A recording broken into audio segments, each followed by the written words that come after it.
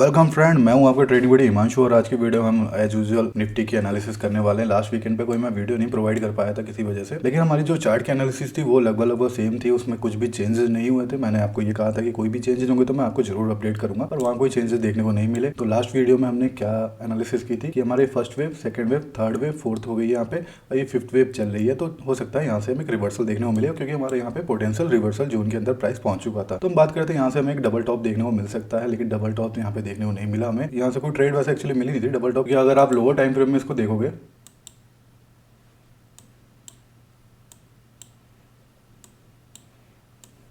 तो lower time frame में आप देखोगे तो डबल टॉप कहाँ एक्टिवेट होता है, जब इसके नेकलाइन के नीचे आता है। तो इसके जब एक खुला ही नीचे है तो यहाँ पे मतलब ट्रेड करना तो मुश्किल था। अगर किसी ने ले भी लोगे तो यहाँ पे उसे स्टॉप लॉस लेकर निकल जाना था।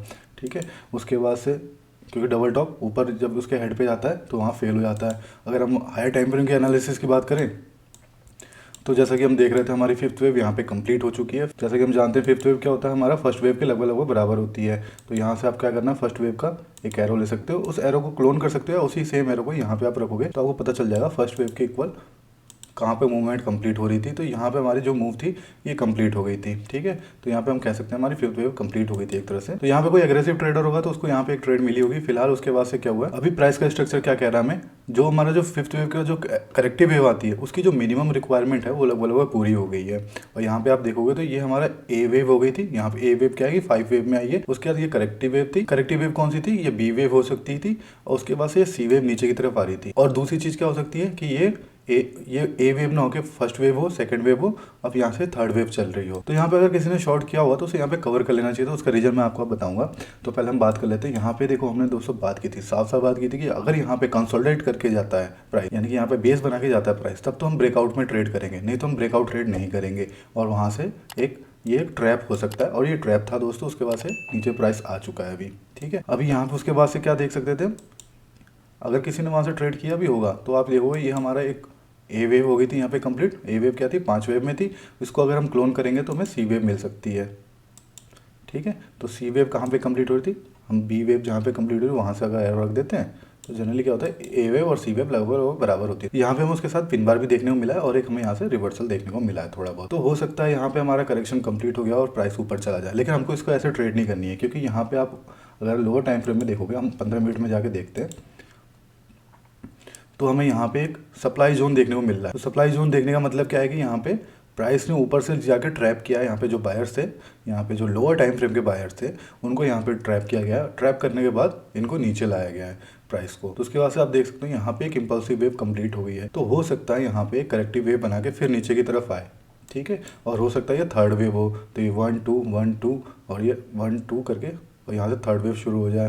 मतलब थर्ड वेव का पार्ट चल रहा है और थर्ड वेव आगे की तरफ भी एक्सटेंड हो जाए। या फिर हो सकता है कि यहाँ पे ये कोई कॉम्प्लेक्स करेक्शन में चले जाए, क्योंकि करेक्शन को आप आइडेंटिफाई नहीं कर सकते कि कहाँ पे एग्जैक्टली कंप्लीट होगा। आपको जैसे जैसे ट्रेड की अपॉर्चुनिटी मिल रही है उस हिसाब से ट्रेड करना है, क्योंकि करेक्शन में क्या होता है, आपको बहुत ज़्यादा फ्लेक्सिबिलिटी की जरूरत होती है और यहाँ पे बहुत जल्दी प्राइस चेंज होता है। ठीक है, हम अभी कोई और करेक्टिव पैटर्न इसको समझ के चल रहे होंगे और आने वाले टाइम में ये कोई और करेक्टिव पैटर्न की तरह अनफोल्ड हो सकता है। ठीक है, तो इसलिए हमें अब यहाँ पे थोड़ा लेवल पे काम करना पड़ेगा। तो हम क्या देख सकते हैं, जो हमारा ऊपर का जोन है, ये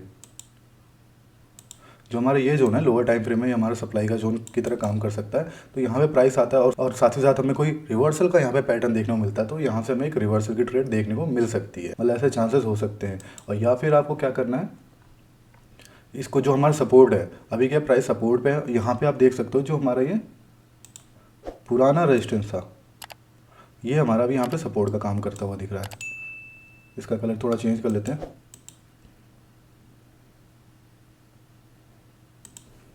ठीक है, तो आप देखोगे हमारा जो पुराना रेजिस्टेंस था, यहाँ पे प्राइस हमें रेजिस्टेंस लेता हुआ दिख रहा था, अब यहाँ पे ये सपोर्ट का काम करता हुआ दिख रहा है। तो हो सकता है यहाँ पे एक डिप मार के फिर ऊपर चला जाए। तो अभी हमें यहाँ पे अगर ट्रेड करनी है तो यहाँ पे एक बाइंग की अपॉर्चुनिटी देखने को मिल रही थी, जो कि हमारा A B equal to C D pattern और साथ ही साथ यहाँ पे पुराना जो रेजिस्टेंस था और वो सपोर्ट की तरह काम कर रहा है, उसके हिसाब से एक ट्रेड देखने को मिल सकती थी। ठीक है, क्योंकि वो हमारी ट्रेंड के डायरेक्शन में भी है। दूसरी चीज आप क्या देख सकते हो, यहाँ पे बहुत तेजी से प्राइस ऊपर गया, उसके बाद से प्राइस फिर भी नीचे आ गया, जैसे कि हमने पहले भी बात की थी। तो बैक टेस्टिंग का दोस्तों यही फायदा होता है, आप इसको पहले भी देख सकते हो, इस टाइप का स्ट्रक्चर में पहले देखने को मिला है। उनमें पहले भी इसको कहाँ देखा था, देखो यहाँ पे हमने देखने को मिला था, यहाँ पे हमें क्या देखने को मिला था, यहाँ हमारा रेजिस्टेंस टूटा था और बहुत तेज़ी से प्राइस ऊपर गया था, उसके बाद से हमें फॉल देखने को मिला था। उसके बाद हमने ट्रेड कहाँ ली थी, जब इसको दोबारा रेजिस्टेंस को टेस्ट करता है नीचे की तरफ आने के बाद, तब ट्रेड लेना थोड़ा ज़्यादा बेनिफिशियल होता है दोस्तों। तो उसी हिसाब से, क्योंकि मार्केट में क्या होता है, कुछ चीज़ें रिपीट होती है जिसको हम पैटर्न्स बोलते हैं। जैसे कुछ लोग आपने देखा होगा वो पैटर्न्स में नहीं मानते, मतलब कहेंगे यार पैटर्न्स वैटर्न्स कुछ नहीं होता, ये सबसे मतलब कुछ भी काम नहीं करती हैं चीज़ें। लेकिन वो कई बार आप देखोगे बाकी चीज़ों में पैटर्न्स को फॉलो करते हैं, बस प्राइस को छोड़ के। कोई भी चीज़ हो गया कि मतलब अगर मार्केट में ऐसा होता है तो उसके बाद से उसका रिएक्शन ऐसा होता है, तो वो भी एक तरह का पैटर्न ही है ना। तो ये भी क्या है कि प्राइस का पैटर्न हम डायरेक्ट प्राइस में देख रहे हैं, ठीक है। तो अभी आपको क्या करना है, यहाँ पे अगर लेनी है ट्रेड तो बाई की ट्रेड लेनी है, सेलिंग की ट्रेड नहीं लेनी है। लेकिन वो मार्केट खुलने के बाद आपको देखना है कि कैसा मूवमेंट रहेगा। ऊपर यहाँ पे अभी रेजिस्टेंस है, रेजिस्टेंस बोल सकते हो या फिर सप्लाई जोन बोल सकते हो, क्योंकि यहाँ पे कंसोलिडेट करके जैसे नीचे बेस बना के प्राइस ऊपर जाता है, यहाँ पे भी कंसोलिडेट करके नीचे आया है और यहाँ पे ट्रैप करने के बाद आया है। तो यहाँ पे होगा क्या, जो अगर प्राइस ऊपर जाता है और दोबारा से जो बंदे यहाँ पे ट्रैप हैं उनको अगर मौका मिलता है तो वहाँ पे वो एग्जिट करने की कोशिश करेंगे, तो हो सकता है कि यहाँ पे एक थोड़ा बहुत फॉल देखने को मिलेगा। तो मैं अभी यहाँ पे कोई ट्रेड रिकमेंडेशन नहीं दे रहा हूँ दोस्तों। यहाँ पे क्या करना है कि अगर ऊपर की तरफ जाता है तो यहाँ पे आपको हो सकता है कि आपको चांसेस देखने को मिले कि एक थोड़ा बहुत रिवर्सल हमें यहाँ पे देखने को मिलता है, और यहाँ पे हमारा एक पैटर्न कंप्लीट हो गया तो यहाँ पे थोड़ा बहुत रिवर्सल का ट्रेड मिल सकती है ऊपर की तरफ। नहीं तो अगर आपको हायर टाइम फ्रेम के हिसाब से ट्रेड करनी है तो आपको पहले ही सपोर्ट को ब्रेक होने का वेट करना है। जैसे ही सपोर्ट ब्रेक हो जाता है उसके बाद प्राइस नीचे आता है, फिर इसको टेस्ट करता है, तो हम वहाँ पे ट्रेड ले सकते हैं। तो दोस्तों यहाँ पे किस टाइप का स्ट्रक्चर अनफोल्ड हो सकता है, अगर यहाँ से ये ऊपर जाता है, मान लो यहाँ से ऊपर जाने के बाद फिर इसके बाद से इसको नीचे ब्रेक कर देता है, ठीक है। नीचे ब्रेक करने के बाद फिर इसको अगर यहाँ पे टेस्ट करता है तो हम यहाँ से एक ट्रेड ले सकते हैं डाउन साइड की। तो फिर हम यहाँ से ट्रेड ले सकते हैं, लेकिन उसके लिए हमें क्या देखना पड़ेगा, जो ये वाले मूव होगी ये कोई करेक्टिव पैटर्न होना चाहिए। और दूसरी चीज़ हम क्या देख पाएंगे यहाँ पे कि यहाँ एक हेड एंड शोल्डर टाइप का स्ट्रक्चर देखने को मिलेगा। तो यहाँ पे क्या होगा, कई लोग इन्वॉल्व होने की सोचेंगे, तो हम यहाँ पे राइट शोल्डर पे एंटर कर सकते हैं। अगर प्राइस इसको ब्रेक करके नीचे की तरफ आता है तो हम यहाँ पे राइट शोल्डर पे एंटर करने की कोशिश करेंगे। तो उसके लिए क्या होना चाहिए, यहाँ पे थोड़ा इस टाइप का स्ट्रक्चर बनेगा, तो ये क्या होगा, हमारा सप्लाई जोन का काम करेगा। जैसे ये हमारा अभी सप्लाई जोन का काम कर रहा है, अगर यहाँ पे प्राइस आता है तो यहाँ से हमें थोड़ा बहुत मूवमेंट देखने को मिल सकता है। अब वो मूवमेंट अगर इतना शार्प होता है कि नीचे की तरफ चला जाता है, तो नीचे जाने के बाद क्या होगा, अगर ये राइट शोल्डर पे यहाँ पे कोई हमें करेक्टिव पैटर्न देखने को मिलता है, यानी कोई रिवर्सल का हमें ट्रेड देखने को मिलती है, तो हम यहाँ से एक ट्रेड ले सकते हैं डाउन साइड की।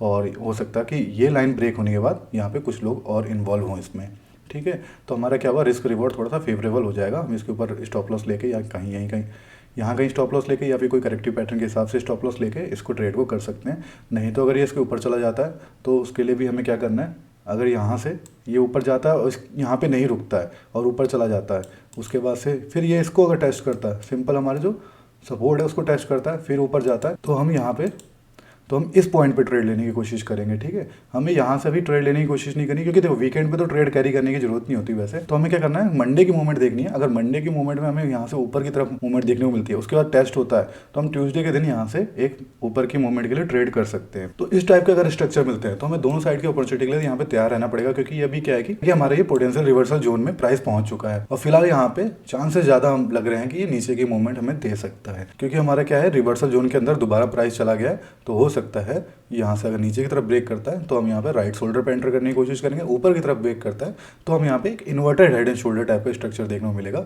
आप देख सकते हो यहाँ पे inverted head and shoulder type का स्ट्रक्चर देखने को मिलेगा, उसके हम राइट शोल्डर पे एंटर करने की कोशिश करेंगे। तो नेक्स्ट वीक में हमें जैसे प्राइस की मूवमेंट मिलेगी उसके हिसाब से अपने ट्रेड को प्लान करने के लिए ये अपॉर्चुनिटीज देखने को मिल सकती हैं। तो दोस्तों वीडियो में बने रहने के लिए बहुत बहुत धन्यवाद। मिलते हैं नेक्स्ट वीडियो में। Thank you so much.